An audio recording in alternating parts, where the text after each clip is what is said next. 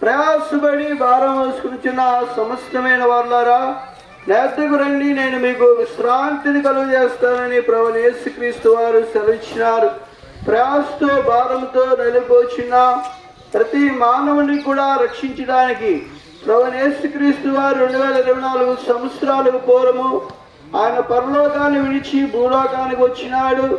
ఆయన మనందరి పాపముల నిమిత్తమే ఆయన శిలువలో ఆయన మరణించినాడని దేవుని వాక్యం సెలవిస్తుంది.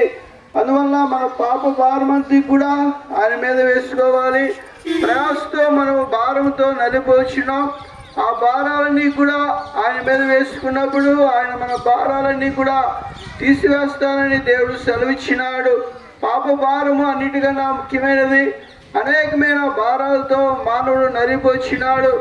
అప్పుల బాధలతోని, అలాగే అనేకమైన రోగముల బాధలతోని, అనేకమైన భారాలతో నలిపోచిన ప్రతి మానవుని కూడా రక్షించడానికి ప్రభువైన యేసుక్రీస్తు వారు ఈ లోకానికి వచ్చినాడు.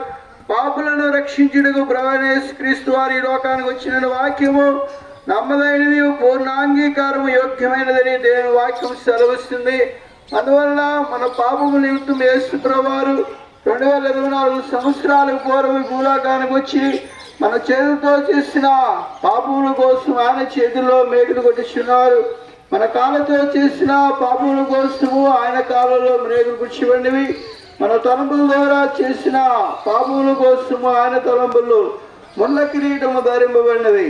రక్తము దారదారులుగా ఆయన చిందించిన యేసు రక్తము ప్రతి పాపం నుండి కూడా పవిత్రులుగా చేయని దేవుని వాక్యం సెలవిస్తుంది. మన పవిత్రులుగా కావాలంటే ఆయన రక్తం ద్వారా మన పవిత్రత పొందుతాం. ఏదైనా ఆయన షర్టుకు మురుగు అంటుకుంటే మనం శుభ్రం చేసుకుంటే అది పవిత్రత అవుతుంది. అలాగే మన పాప భారాన్ని ఆయన తీసివేయడానికి, మన పాపంతో జీవిస్తున్న మన అందరినీ కూడా రక్షించడానికి ఆయన వచ్చినాడు. అందువల్ల ప్రభువైన యేసునందు మన శ్వాసం ఇస్తే మనము మన ఇంటి వారు కూడా రక్షింపబడతామని దేవుని వాక్యం సెలవిస్తుంది. ప్రభువైన యేసునందు శ్వాసం ఉంచడం వల్ల మనం ఏమి చేయాలని అనుకోవచ్చు, ఏమి కూడా చేయకలేదు.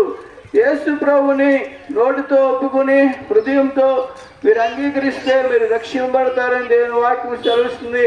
ప్రభువా, నా పాపము క్షమించు, నీ బిడ్డగా స్వీకరించమని ఒక మాట చెప్తే చాలు, ఆయన హృదయంలోనికి ప్రవేశిస్తాడు. ఎంత పాపాత్ముడైనప్పుడు కూడా దేవుడు కరుణించి వాడుకున్నాడు.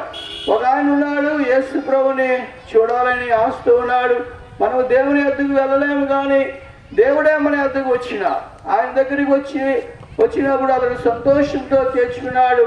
తన పాపములు ఒప్పుకున్నాడు. తన ఇంటికి రక్షణ వచ్చినది.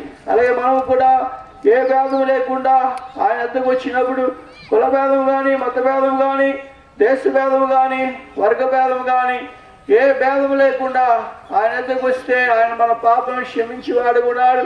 సమస్తమైన దుర్నీతి నుండి కూడా మన పవిత్రులుగా చేయవాడుకున్నాడు. ఆయన నిత్య జీవాన్ని దేవుడు అనుగ్రహించి వాడుకున్నాడు. అందువల్ల యేసు నేనే మార్గమును సత్యమును జీవనైనాను, నా ద్వారానే తప్ప పరలోక రాజ్యంలో ఎవరు కూడా ప్రవేశింపరని దేవుని వాక్యం సెలవిస్తుంది.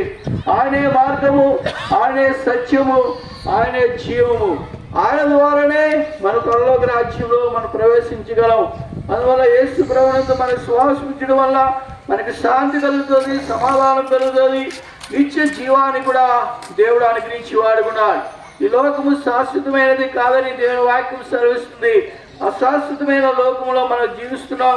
అలాగే శాశ్వతము నిత్యముగా ఉంటే ఆ రాజ్యంలోనికి మనం ప్రవేశించాలంటే మనం ఏమి చేయాలని మనం ఆలోచించుకోవాలి. ప్రభువైన యేసునందు మన శ్వాసం ఉంచాలి. యేసునందు మన శ్వాసం ఉంచడం వల్ల మనకు రక్షణ కలుగుతుంది, మనకు నిత్య జీవం కలుగుతుంది, మనకి శాంతి సమాధానములు కూడా కలుగుతాయని దేవుని వాక్యం సెలవిస్తుంది.